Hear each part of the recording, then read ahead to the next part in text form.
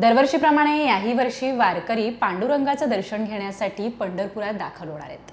पण पंढरपुरात जाताना वारकऱ्यांना असंख्य हाल सोसावे लागतात, ते म्हणजे प्रवासाच्या वेळेला. कारण एसटीच्या गैरसोयीमुळे योग्य वेळेत पंढरपुरात पोहोचता येत नाही आणि पांडुरंगाचं दर्शन घेता येत. पण यावर्षी तुमचा प्रवास सोयीचा होणार आहे, कारण की परिवहन महामंडळाने ग्रुप बुकिंगची सुविधा केली आहे.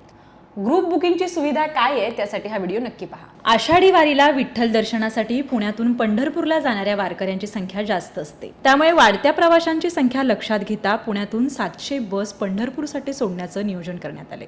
वारकऱ्यांसाठी परिवहन महामंडळाने ग्रुप बुकिंगची सुविधा उपलब्ध केली आहे. एकाच गावातील तुम्ही 40 जण ग्रुपने बुकिंग करू शकता. ही ग्रुप बुकिंग केल्यावर तुमच्या गावातून एसटी सोडण्यात येईल. तुम्हाला एसटी पर्यंत जाण्याची काही गरज नाही, तर एसटी तुम्हाला घेण्यासाठी गावात येईल. या सुविधेचा लाभ घेण्याचं आवाहन एसटी प्रशासनानं केलंय. या सेवेसाठी तुम्ही तुमच्या जवळच्या एसटी डेपोशी संपर्क करू शकता.